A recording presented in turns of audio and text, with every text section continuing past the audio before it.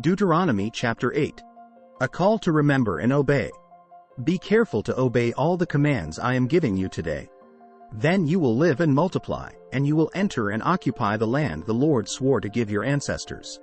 Remember how the Lord your God led you through the wilderness for these 40 years, humbling you and testing you to prove your character, and to find out whether or not you would obey his commands.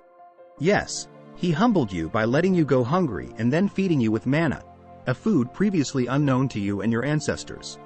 He did it to teach you that people do not live by bread alone. Rather, we live by every word that comes from the mouth of the Lord.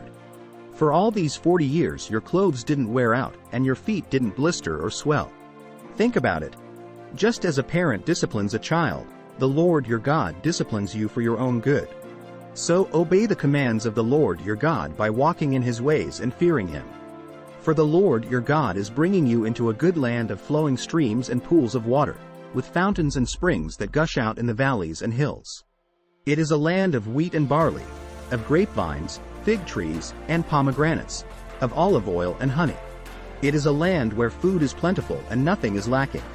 It is a land where iron is as common as stone, and copper is abundant in the hills.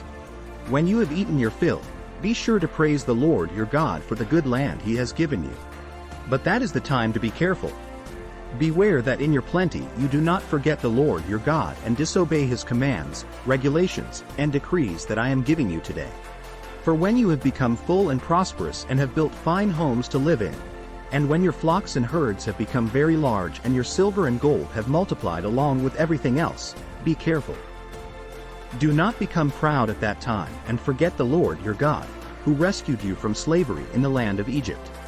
Do not forget that he led you through the great and terrifying wilderness with its poisonous snakes and scorpions, where it was so hot and dry. He gave you water from the rock.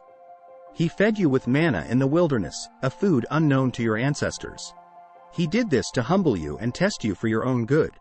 He did all this so you would never say to yourself, I have achieved this wealth with my own strength and energy.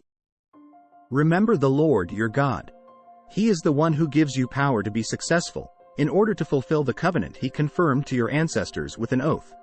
But I assure you of this: if you ever forget the Lord your God and follow other gods, worshipping and bowing down to them, you will certainly be destroyed. Just as the Lord has destroyed other nations in your path, you also will be destroyed if you refuse to obey the Lord your God. Thanks for watching.